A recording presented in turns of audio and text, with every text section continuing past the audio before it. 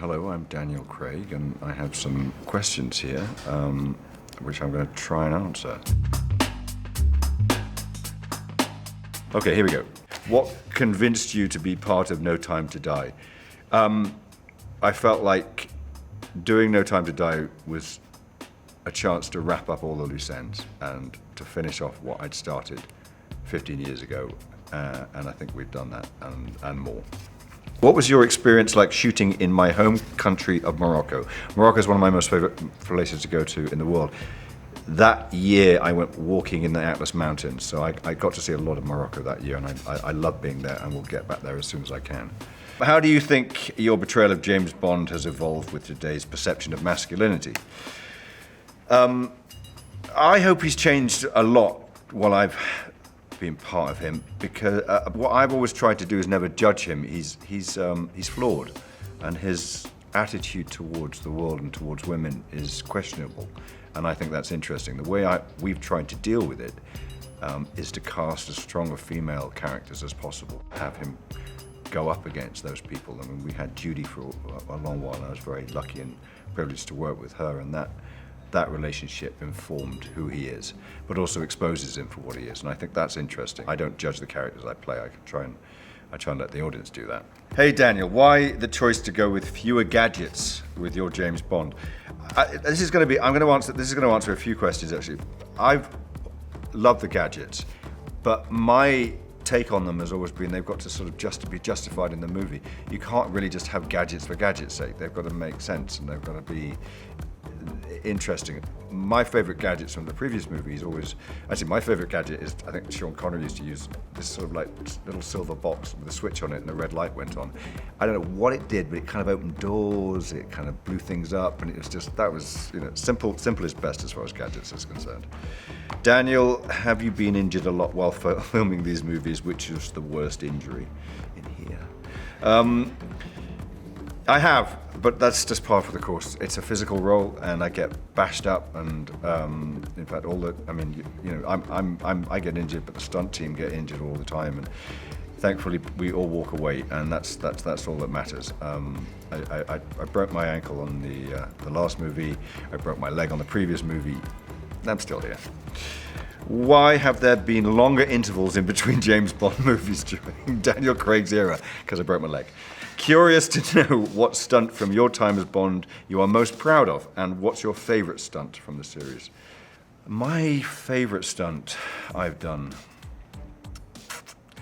There's a few on No Time to Die I'm very proud of, but probably the whole sequence that we filmed in Venice on Casino Royale, and not least of all because that wasn't a lot of stunt work, but Chris Corbett, who designs our physical effects, so that's the things that everything that blows up and everything that, and he designed the sinking Venice house, which was a Venice house that sank into water and then reset and kept going.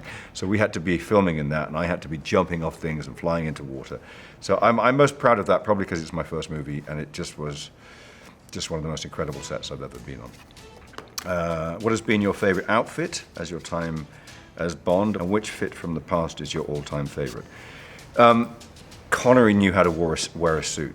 I don't remember which director it was, but the director told Connery to wear the suit home and sleep in it, and then come and wear it. And I think that is how you should wear a suit. I'd say all of the Tom Ford suits I've worn, we've worked really hard with them to create the look. They've been so cooperative over the years during my tenure, and they've allowed us to mess around with their suits, and together I think produced some amazing suits. Trunks, yep. Are you as obsessed with them as your fans are? No. Which was your favorite car to shoot in? The DB5. It's like one of the most beautiful cars ever made. I mean, I've driven the DBS and the brand cars, and they don't break down quite as often, but the DB5 is definitely the car. What will you most fondly remember about your time as Bond, and do you have any regrets? No, I don't have any regrets. What I remember most fondly about doing Bond are the people I get to work with. Hello from Sweden. What has been your favorite international location to shoot in, and why? We filmed in Chile, in the Atacama Desert, which is one of the highest, driest points in the world. and has the clearest sky at night because there's an observatory there where you have stars from horizon to horizon. I think that remains one of the most amazing places I've ever filmed in. What was the most challenging, fun scene to shoot? Jesus, 5 movies, what the f***?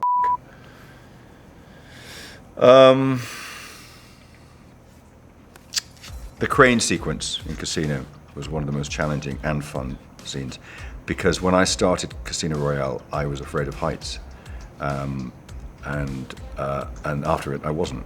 So I had to go up about 60 feet onto scaffolding and walk along beams that were about 6 inches across. No, run across beams that were 6 inches across, 60 feet up in the air, which was wasn't fun, but was challenging.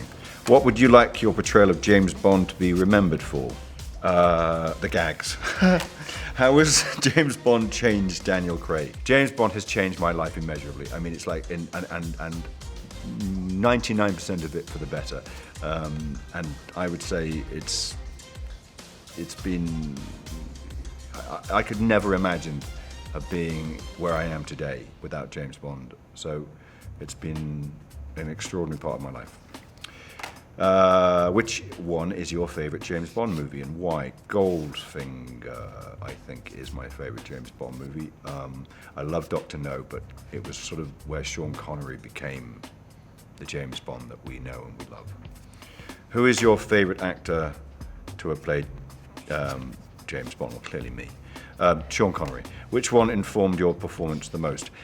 None of them. I mean, I know that sounds weird, but actually what I did when I took on the role was I said, I can't do impressions of people. I can't try and be Sean Connery or Pierce or Roger. I have to try and be myself. So as much as I watch the films over and over again and they influence the way we shoot the movies, I just tried to be me.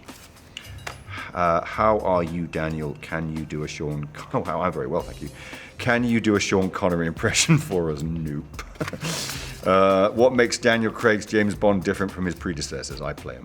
What can you tell us about the villain in No Time to Die, and what did Rami Malek bring to the role? Rami is...